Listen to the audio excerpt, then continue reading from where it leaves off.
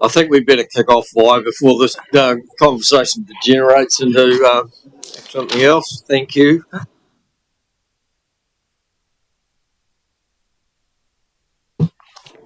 Kia ora koutou. Thanks for the opportunity to present this afternoon. As you'll recall, during the long-term planning process, Council asked officers to carry out a Section 17A review of the dog control service and include the pound facility. This review was a necessary step before any further investment decisions could be made. The review looked at both how the service is delivered and the facility that supports it. It included independent analysis, staff and community input, and consideration of a wide range of options from in-house service delivery through to shared services, outsourcing, and even a hybrid model. What I'll do today is walk you through the key findings, what our current situation looks like both for the service and the facility, and the recommendations that have come out of the review.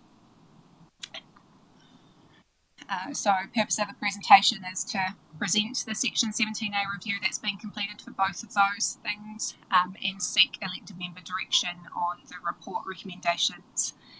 So most importantly, I'll be asking you to confirm the model of service delivery going forward, and that's a foundational decision for then work that carries on after that.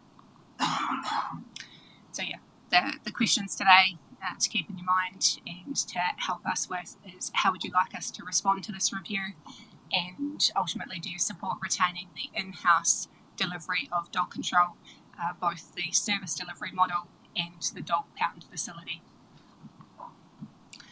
So today you will know what we've done. We'll take you through that review, see the recommendations that are within that review, and I am asking for you to share your thoughts and help us with direction.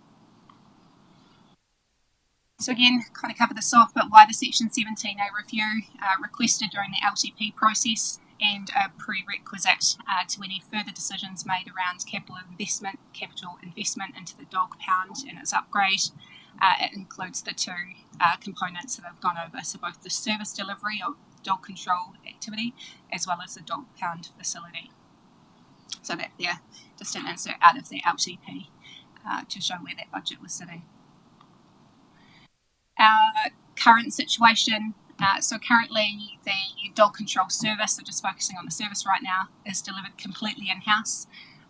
Staff manage an after-hours roster for outside of the opening hours, so we're talking 7am till 7pm Monday to Friday, and 8am to 4pm on Saturdays and Sundays. Outside of that, an after-hours duty roster. We have experienced staff. This model of working in-house service delivery has strong stability. It's been operating for many, many years now. It's here locally, and the pound facility, which we'll get into shortly, is here in the VIN, which means responsiveness is local responsiveness. And it's very much aligned with council values. They are council staff that are here. They move through the council processes around alignment with values.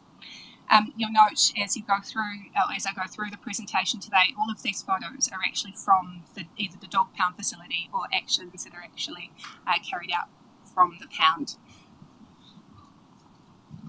Current situation for the dog pound facility itself. The dog pound is delivered in-house, so manned and managed by our staff through the normal rostering system. So after hours, it's managed by staff in terms of kenneling requirements, feeding, cleaning, those sorts of things for impounded animals over the weekend. It's located in Makamaka Road. It includes staff offices, and this picture actually shows what the staff office looks like. So an old Lockwood building. Has outdoor kenneling for up to 28 dogs, and in the 2023 independent review of the dog pound, it was found non-compliant with the MPI Code of Welfare. So just a little bit of a spotlight on the MPI Code of Welfare. The code sets minimum standards for shelter and protection from the elements, disease prevention and sanitation, isolation and handling facilities, so that's isolation of the animals, temperature and ventilation controls, and in the audit recommendations there were a range of recommendations that included enclosing the entire kennel block in the building with air conditioning to help manage and that temperature and ventilation control, painting the new facility floor with a special type of paint to ensure or to help manage disease control. Independent drainage per kennel and separation between kennels, so that helps with the dog-to-dog contact, so minimising some of the aggression that can happen with dog-to-dog contact, as well as minimising some of disease spread that can happen with dog-to-dog contact as well. And the creation of isolation pens and at least one crush pen. So isolation pens are for dogs that might be observing some sort of behaviour or symptoms that could mean that they are suffering from something, and we keep them in the it's recommended to keep them in the isolation area to see if that might lead to a positive parvo test, for example. And the crush pen is around management for aggressive dogs. Photo there being of the kennelling and exercise area at the pound. But sorry, does the crush pen that takes can take other larger animals, right? Is that the intent? Or would it need to be a separate? You need to have a separate crush pen for dogs and a separate crush pen for cattle, horses, Yes. elephants. Thanks for the question. It would be a separate crush pen. So how crush pens work is it looks like they typically look like a kennel, but they have a wall or a cage that moves, so you can push the dog into a particular area of that kennel to help you clean that part of the kennel, and then open it up to get through it. So you don't actually have to either move the dog to another kennel while you're cleaning where they are. You can push them to a certain area, allow for you to do the work that needs to happen there, or feed them, or whatever it is that needs to happen within that area, and then open it up so that we still meet the exercise requirements and the kennel size requirements. Or it might be push them to a certain area so we can microchip them and they can't get away. Risk of non-compliance. I'm not going to go through each of these, but I will just outline the area. So there are legal and regulatory risks associated with not meeting the MPI Code of Welfare requirements, reputation and trust risk around the community backlash. Community expect us to deliver a service and that meets the requirements and have confidence in council services. Operational, so this is where if MPI were to become involved, that they force us to do some upgrades, which could mean closing particular areas. It could mean that we're unable to kennel dogs, for example, for a period of time. Potential reduced capacity if they told us to reduce areas of the pound that maybe don't meet it, as well as others. Animal welfare, so right now there is increased disease risk already. Our kennels flush all to the same location, so you're pushing that disease all the way through the pound facility. There are some staff health and safety concerns, and that's around poor systems or lack of systems. The crush cage is an example of that, and some potential financial risks, which are if we do get the word from MPI that we need to do those, or to do some remedial work, that cost is likely to be more than if we were to manage it across a proactive upgrade. Back to the review, so how we approached the review. We took a mixed method approach to the way that we did it. We went out externally through a contractor who helped us do an independent assessment of the facility and of the service. We did some internal analysis, including looking at the views and feedback that we received during the dog control bylaw and policy review process, as well as all of the feedback and sentiment that we received through the LTP process around dog control and the service provided. We did some targeted engagement with elected members, so invited you all to provide your feedback around that. And again, just the options that we looked at included in-house service delivery, shared, outsourced, CCO and hybrid options. This dog on the right-hand side is actually in one of our puppy pens at the pound. So having a look then at getting now to the recommendations that are within the review.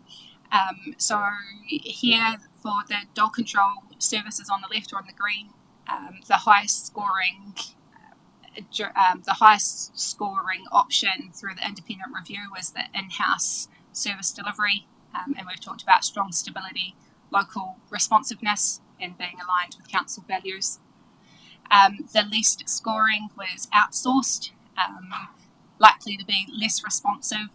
The focus of dog control is about community safety rather than being for profit, and so we're seeing there that there might be a conflict, I guess, between the community safety aspect versus the for-profit aspect from an outsourced solution, and less control, so of alignment with council values, therefore weaker alignment. The dog pound facility, so on the right there in the blue, the minimum upgrade with exploration of regional overflow options was seen as the most effective, cost-efficient solution that achieves compliance, that's affordable, scalable. There is some risk to that, as it does encourage regional partnerships for overflow if needed. The documents didn't have a price or sizing of that. Do you have that in the sort of background? Is that option operate within the LTP budget provided? Thanks for the question, Councillor Jennings. So at this stage, we don't have the costs associated. The next steps, so we'll get to that later on in the presentation as well, but the next steps would be to bring a report to council. It will be the new council with the options, and the cost would be within those options. So an options paper to the next council, looking at the where to next. So those are future decisions.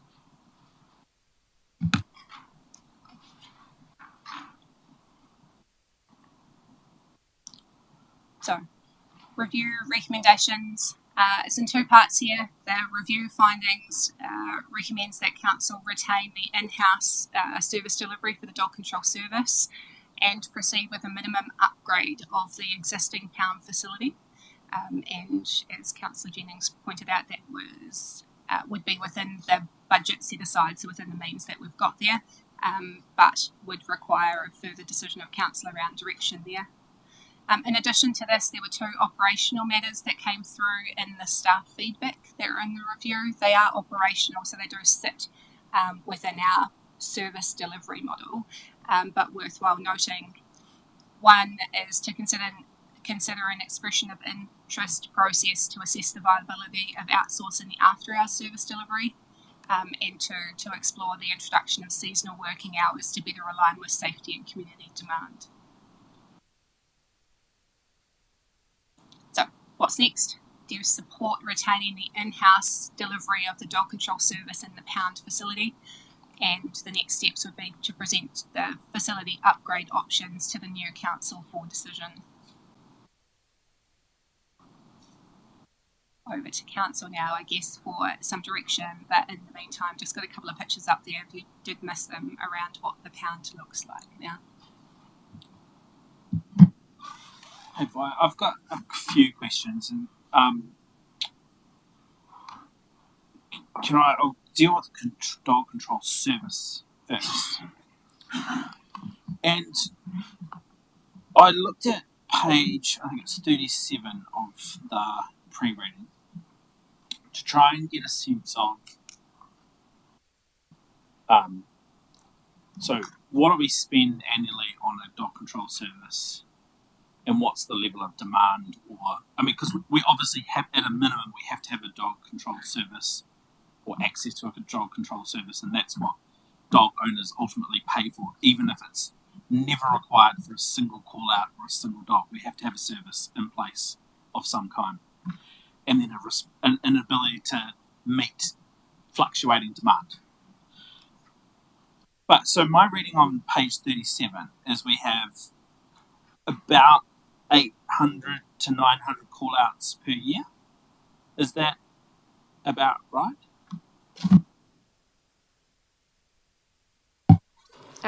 Thanks for the question. So at the time that this review was done, it was partway through the financial year. So at that time, those statistics would have been taken around about March. So it doesn't include all of them. It's probably around 1,200 to 1,300 calls per year. So I guess that, so I want to say right from the start that I think our dog control service, like, they have such a good reputation. They do great work. I've always had good feedback about the service. But how do we make sure that we can tell the story to our community that we're getting good value for money? So even if we take that high number of 1,300 call-outs per year, and then I'll come to the dog impoundments as a separate issue, 1,300 call-outs per year, so that's on average 4 a day. How can we demonstrate the value for money? Because each of those interactions carries a massive price tag, right? So each of those call-outs is carrying massive. And so the nature of the service means that we have to have either a model where we have people there ready and willing to go, even kind of like firefighters, right? They're there ready and available to go to respond to a particular call-out, which means that there's a huge amount of time when they might not be responding to a call-out. But we have to have them available, versus a model which we've obviously explored, which is kind of an on-demand service, and you're just paying a per call-out kind of cost.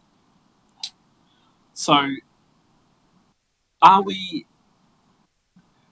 so the question is around that value for money piece, and so how do we compare, not around the dog empowerment, but just in terms of the call-outs to the average cost per call-out, I guess.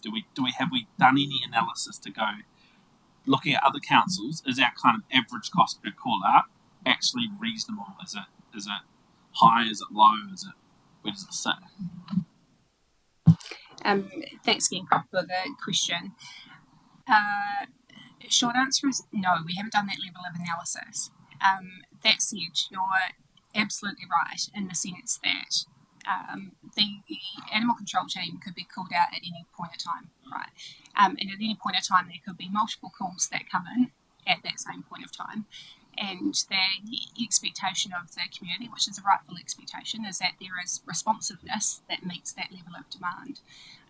The challenge that we have is so right now there might be no call out, but there might be an investigation that's ongoing that has required, that came in maybe a week ago, that has required ongoing work from an animal control officer. That ongoing work won't necessarily be seen in the numbers of the complaints that have come in or the investigations that have come in. And so what gets quite challenging is that one complaint might take several hours of work and follow-up. Another might take an hour. Yes. So basically, you're allowed to be more blunt and say I'm being unfair because there's hidden overhead in terms of complexity of different call-outs. So one call-out might take 90 minutes to respond to, deal with, done, versus another call-out might involve all up 40 hours of work because we've got to prepare documentation for court or whatever. Okay. So, okay, that's fine. I'll put that just to one side. And then, so I guess the questions around dog impoundment was quite interesting. The stats saying that we're 40% higher than Kapiti and 60% of the volume of Palmerston North. And so again, what does that look like in terms of the number of dogs actually registered in each of those TAs? Because that kind of surprised me as a stat, indicating that there's obviously something in Horowhenua that triggers a higher need for response or a higher activity rate. Thank you, Councillor Jennings. That's really challenging to answer. Yeah. But you're right. When you look at the numbers and you don't compare with, say, Kapiti, around the number of dogs that they have, yet the incidents that they have are less than the incidents. So they have more dogs that are registered in Kapiti, say, than we do, but they have less instances. That can come down to a number of things. One of those things, though, could be around the reputation that we do have in our community around responding to 100% of the complaints that come through to us. Another could be that we are growing, really, and as we get new people people or communities that move into our community, as to come their expectations of what they expect of animal control and dog control. We also have some rural communities that are infringing on some more urban areas as well, and so where you might have in the past seen large distances between houses and between where dogs are, is that we're seeing that now get smaller and smaller, and so I guess tolerance, we are seeing some change in tolerance too. So there's lots of factors that could influence that. Sorry, and then I'll show up in the other term. So just moving then into the dog pound service, based on the number of impoundments, so 250, or let's say we'll take the 2024 year, 261, so kind of less than one a day, about one, let's say one a day. What I was trying to reconcile is, of those numbers, and I know that it's not straight between the peaks and demands, but so why do we need provision in our pound for 28 different kennels, given that number? And secondly, why do we have data on, say, of those 260 impoundments, how many of those dogs are staying with us for like 1 or 2 nights versus an extended period of time because of a prosecution or whatever? Because for me, that analysis and that understanding of what does actually the impoundment activity look like then informs what's the kind of facility or access to a facility that we need to provide, because it's about the demand management, but it's also about what do we actually need to have in place to meet the demand or the activity fluctuations? Cool, thank you for the question. So I don't have the total numbers of averages, but what I can share with you is sort of the largest number of dogs that we've seen at the pound, or the most number of dogs that we've seen rather, in the pound at one time. And we recently, the most we'd had in the pound was 18 dogs in the pound at one time. Yep, that's not common. What is more common is around the 8 to 10 dogs in the pound at one time. To share with you, maybe in the last financial year, around the dogs that we might hold for prosecution, for example, there were 4 dogs that held a kennel for 18 months, or held 4 kennels. Right now, we've got about 5 aggressive dogs that are in the pound that are needing a management plan that has them separated by a kennel in between. Because we don't meet the current MPI requirements with those separation panels, that is the need that's the management plan we need to put in place to ensure that when staff are walking past those kennels, the dogs aren't actually aggravating each other as they do that. And so there are some challenges that we have with the current pound facility that might not necessarily be there with an upgraded one if we had those measures in place already.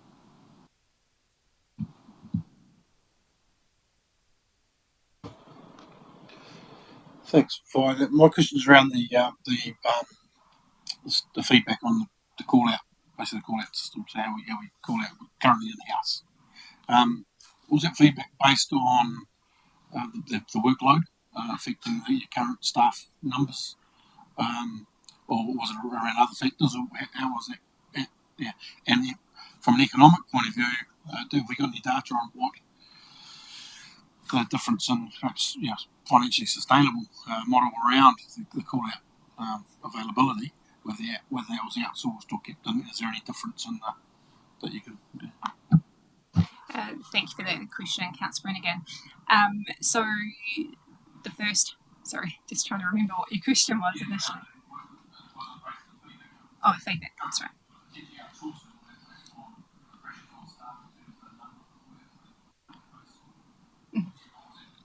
Sure. Thanks for the question. So the question there around what it was based on, it was really on staff fatigue, and so being on call over So we have one officer who's on call typically for the entire week.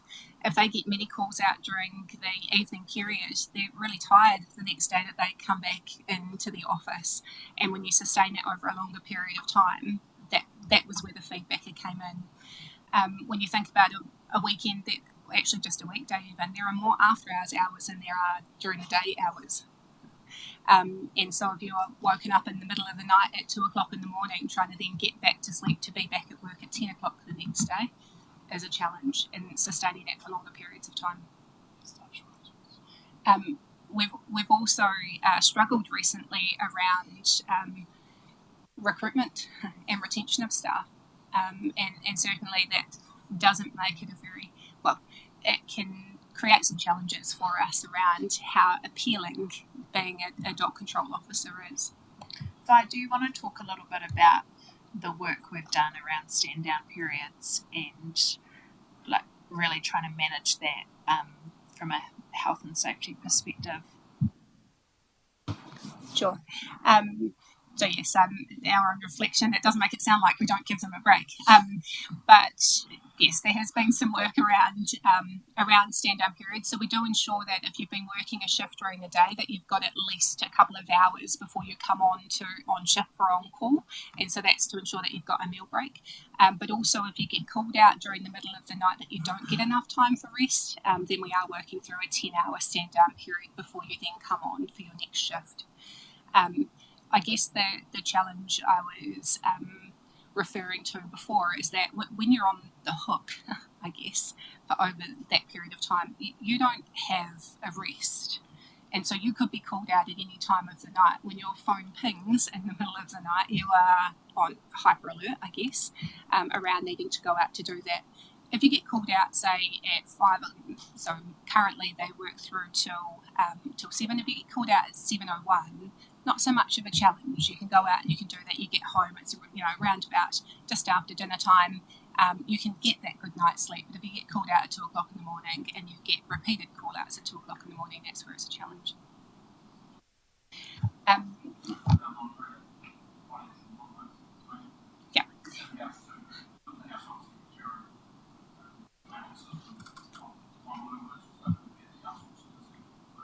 Yeah.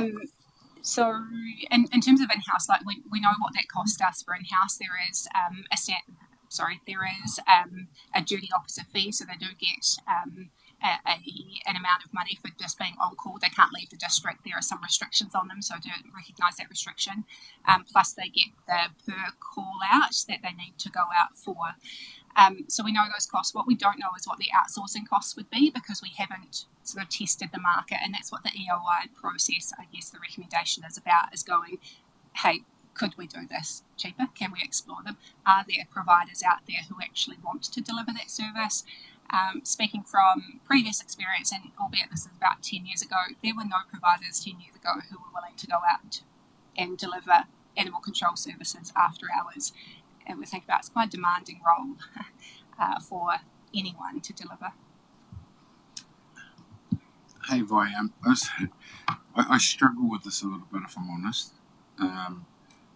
Being an ex-truck driver, I know the pressures of being on the road and expectations to work more hours than you're meant to. What I struggle with it though is that because I wouldn't have thought a person that was on call would be working day shift. That's just my mindset.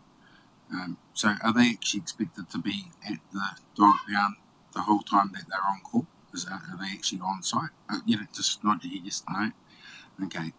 So the reason I struggle with is I would have thought in a rotational system and a roster system that whoever was on call for a week is exactly that.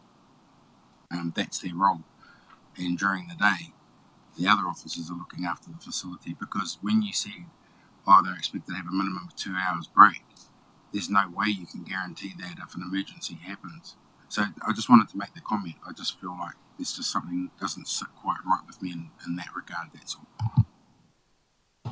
Perhaps if I explain a little bit better around how it operates at the pound. So if you were on call, you may or you may not get a call during the middle of the night.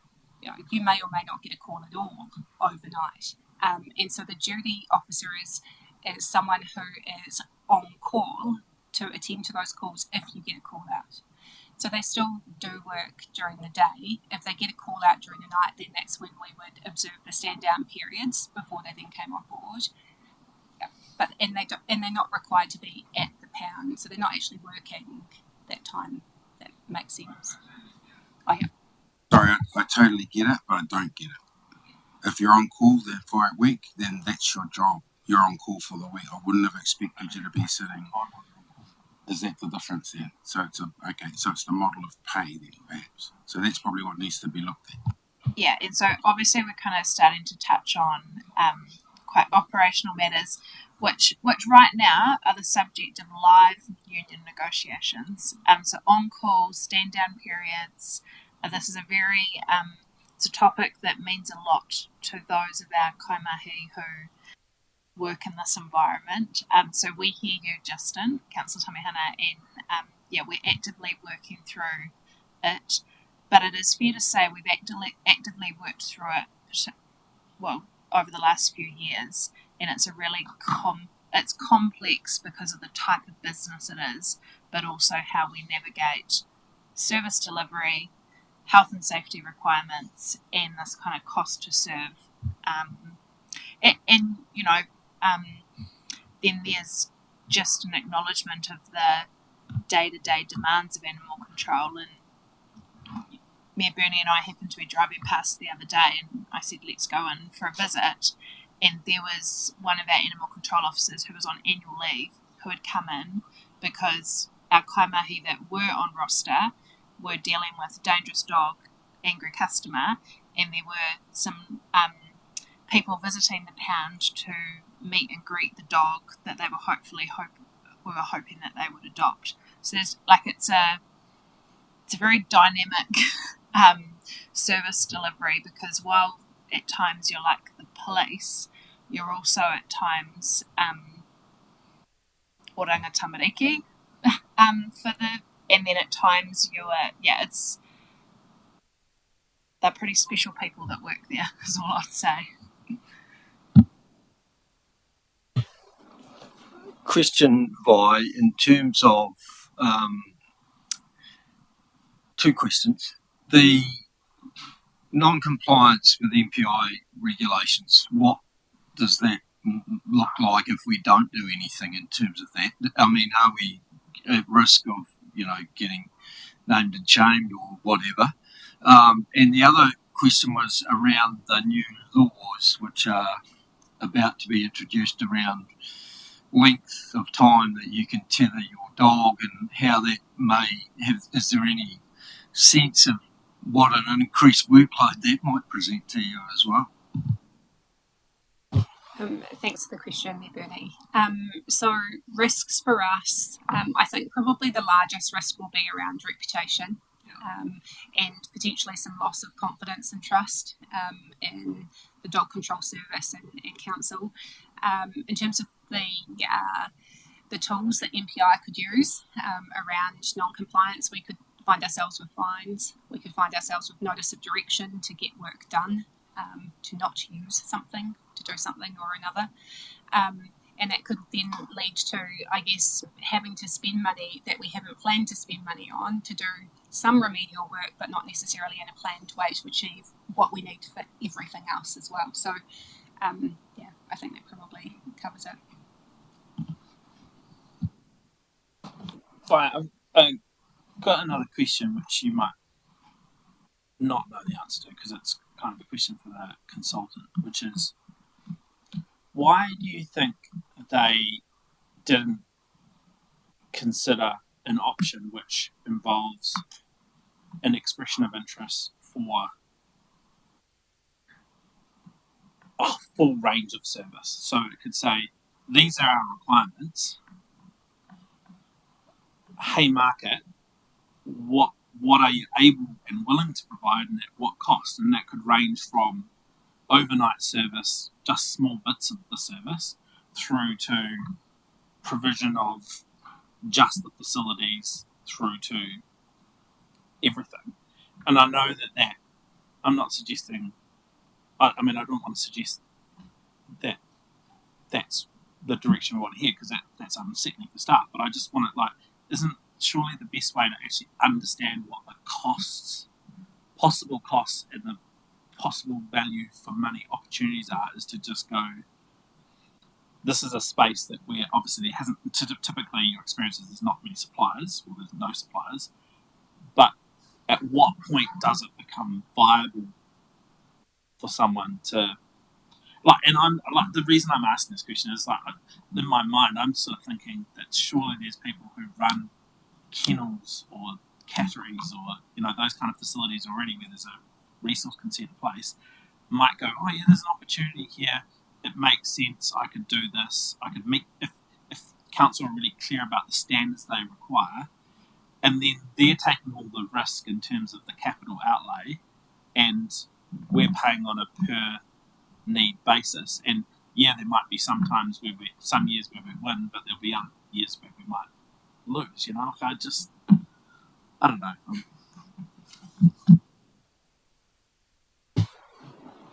Let's see if I got the question.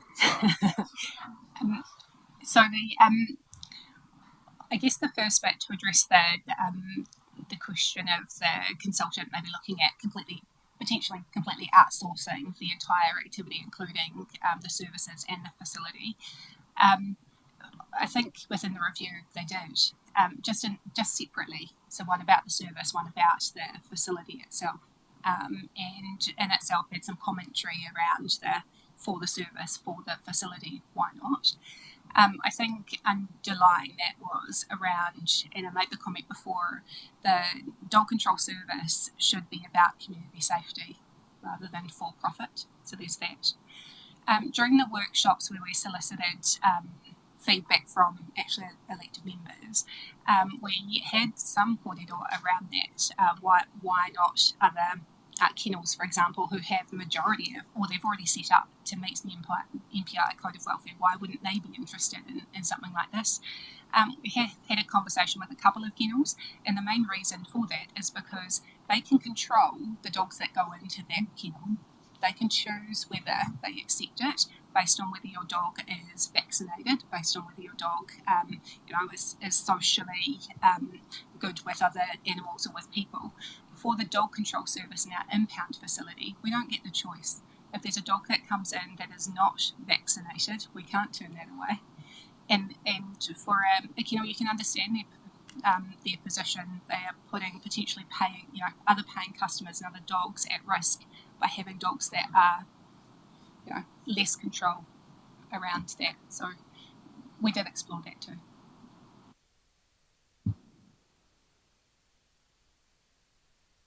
Because the other thing that's quite evident in the consultant report is the sentiment that out of district options as well are, my words, unfair or inconvenient to the customer. And I had to be honest, I had a little bit of difficulty with that, because these are people that are ultimately losing control of their dog or not doing the right thing. There's an enforcement action, we're impounding it. It's almost like saying we need to put the police stations in places where it's most convenient to the people who are going to be,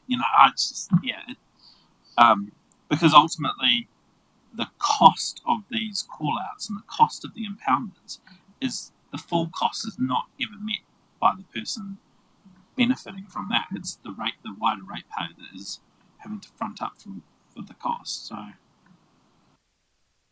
yeah, I'm not sure whether convenience of people who are on the receiving end of an impoundment is a high factor for me. I don't know if others have a view on that. Yeah, thanks. Maybe just as a part response to that. So thinking from a service perspective, though, like the user of that service isn't necessarily just the dog owner. The user of that service can also be the person who has been impacted, so maybe the victim of a dog attack, or of a barking nuisance dog next door where I don't have a dog myself, or of dog aggression as you're walking down the street. So I think when we look at accessibility or responsiveness, and where we might be located as either a service or a facility, we also need to factor in that for some people, you won't necessarily, well, for many users actually, you won't be a dog owner. And so where the location of the pound won't matter, but the responsiveness of the service will. Yeah, and so that's where the uncoupling though of the service and the facility is important, because in theory you could have the service based out of this building and it would still allow for responsiveness and that. But I guess your point is that's the travel time, and then if you're responding to a call out, it's the lack of responsiveness in that situation, which I get, but yeah, trying to balance it.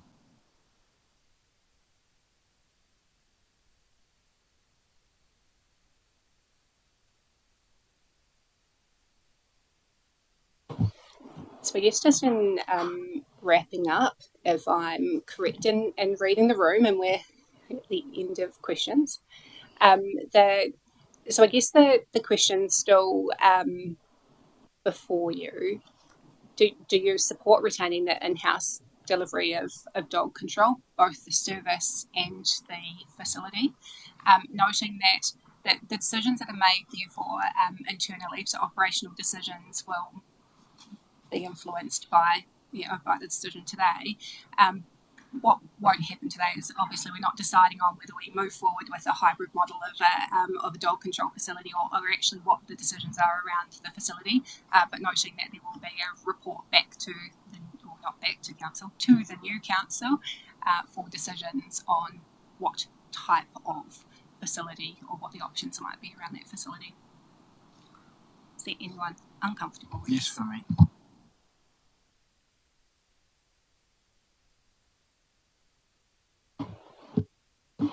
Yeah, retain it. I mean, I think there's been lots of examples. As challenging as it is, there's been lots of examples I know that I'm aware of where there has been outsourced and it hasn't been successful, and loss of control, loss of responsiveness, etc. Community angst. As challenging as it is, I think you need to retain it and look at ways of. So yes. Yeah, same. It's probably the right thing to do for not all the right reasons, but on balance. I mean, there's a majority view forming. I wouldn't be willing to say yes at this point. Like, for me, I'd want more information, and the question I would put is like the right lens for this is an LTP process, because we're ultimately talking about also potentially there needs to be a look at levels of service, like what does the level of service actually look like in terms of that. Do we commit to an after-hours service? I mean, I think in the document it talks about Carpety as an example doesn't have an after-hours service. Is that right? So Carpety deliver their own internal after-hours service. Palmerston North City Council outsource their service. They outsource to security company? Yeah. And security company who one of their staff members was previously an animal control officer. Yeah. But again, comes with its own challenges, I know. And I know where Sam's coming from, but the question I'd ask then, if you're going to outsource, who to? How's that going to work? I'd have to be convinced that needed to happen, but for me, it's retained. Sort of with Sam, I needed more information as to whether we would commit to the facility and what that might look like, and whether outsourcing was a consideration. In absence of having nothing until we decide with the new council, we need something. So I would agree on that basis to continue. I think you've made it pretty clear that we need to retain our in-house delivery. I think I agree 75% of the way. my concern is more about those that are the responsible dog owners who are paying what they consider to be exorbitant registration fees, and if we're not providing that backup service to be able to, give them comfort that we are dealing with those sorts of dogs that aren't being compliant, but also I wouldn't have much confidence in an outsourcing model that probably wouldn't deliver the expectation around that and what impact they would have in terms of registration fees and stuff like that as well.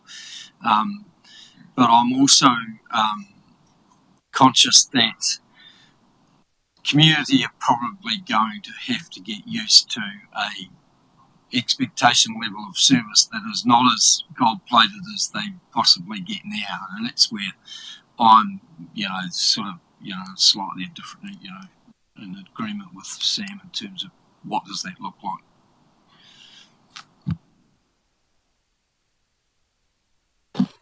The difference in costing, though, isn't going to be significant from the work that we need to do to get compliant versus the optional extra that we do. It's, in theory, there's not going to be a significant difference between those two things that would drive a different decision to outsource. What is it? How do you know that? That's my point, is that you don't actually know your true cost to serve. Because, like, for example, I would be expecting us, there's a balance, right? Because I could ask Paul Via to provide a whole lot of data, but for the sake of $1 million a year, I think that's the total activity cost, is it? I can't remember what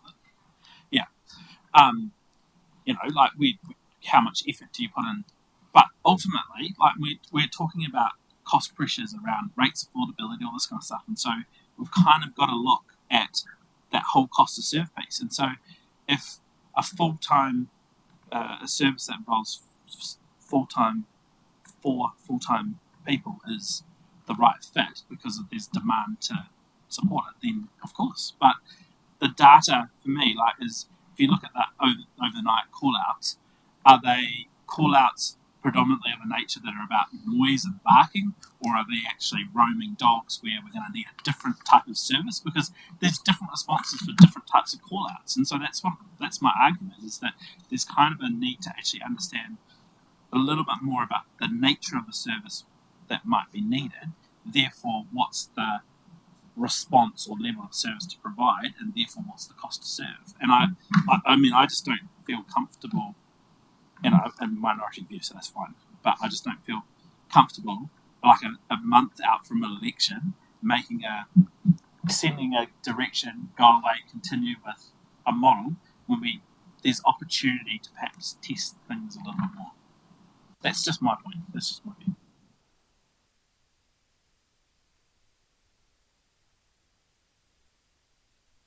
I think that what's challenging is the numbers versus the reality and the type of work, as you say, Sam. Like,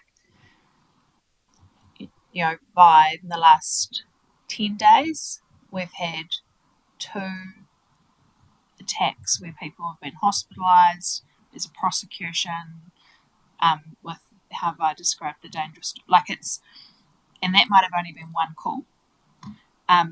But I hear you about you don't feel like there's enough information that gives you that data to tell that story. And I also am hearing a message around, well, we tell you it's not going to be cost effective to outsource it, but how do we know that?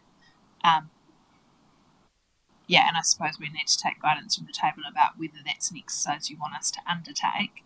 I don't think it's something the market's going to respond to if council are just like, we're just testing the waters. Like, I think if council's seriously about it, then the market will put energy into it, but I'm not sure if the market will respond. But Frank did some work at looking at outsourced models through this work, Vi. So is it that we just need to provide elected members a bit more of that information about the financial costings that sat behind it?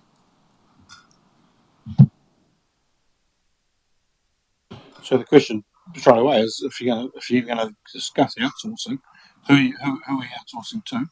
Is there organisations or other councils that are lining up ready to do that work? Who are facing the same challenges that we're facing? Still got to have a facility to take them to.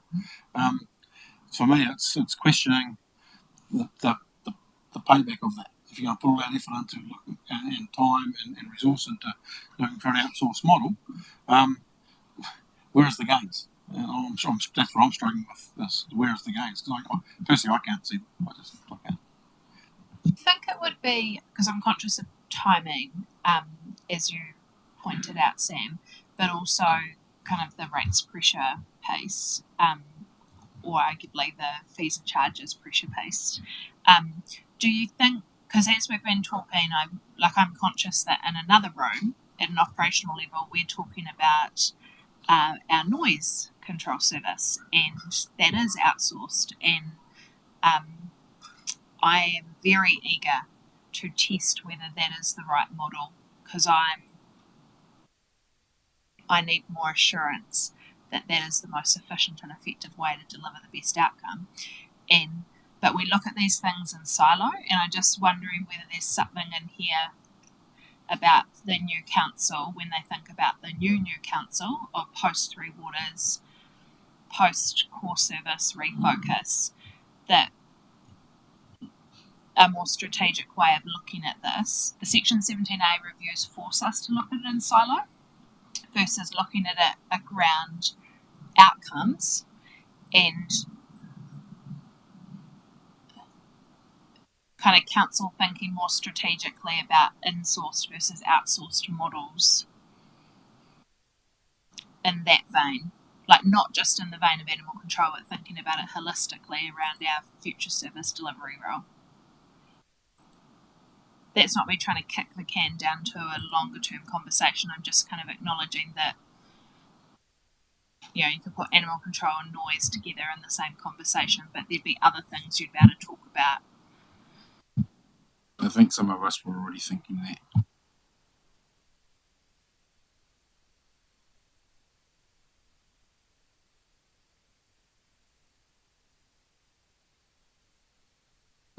I would say that noise is very different, and I get the analogy you make, but noise is very different than animal control in terms of the activity. Noise can be done by a security guard, piece of cake. They get trained for it. In terms of animal control, I think there's a whole lot different skill set. But I get the analogy. Is there not too a part of this where, what is the community expectation of this kind of activity being a core service they expect from the council or the council to provide?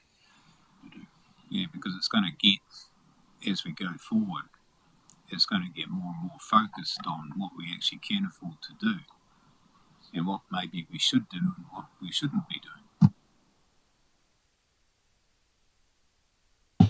Maybe just to part answer that. So the Dog Control Act has a requirement on council to deliver the dog control service and to have provision for a pound facility. And so I think unless there's a change to that legislation, or and who knows, it could be some new government direction around that. Currently, the law requires us to.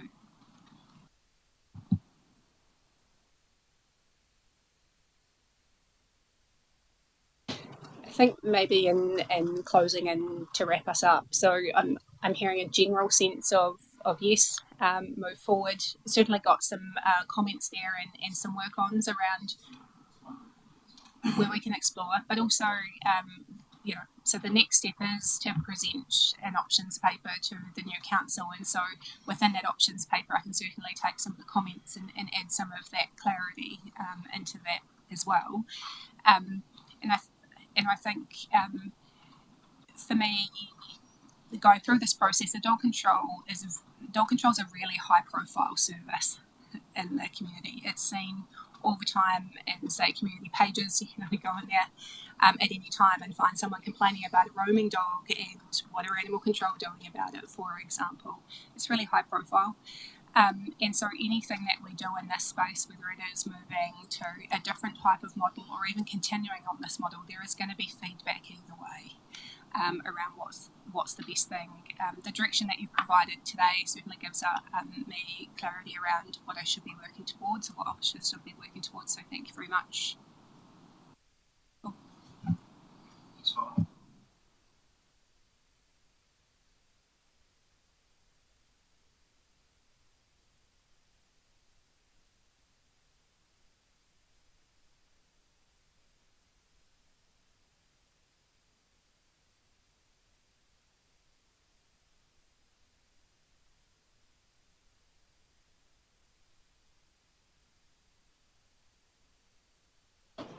Should we say that?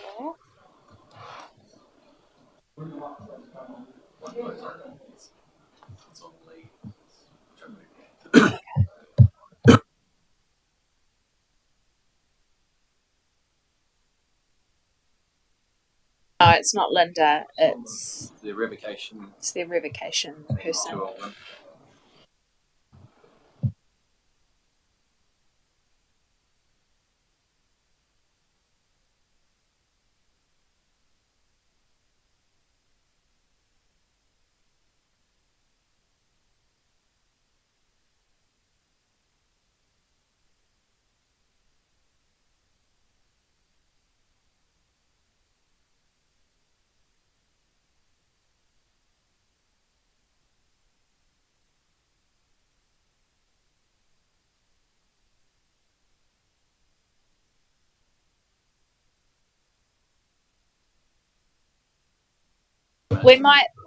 We're just going to try to contact them to see if they can come online a bit earlier. We'll see what magic we can make.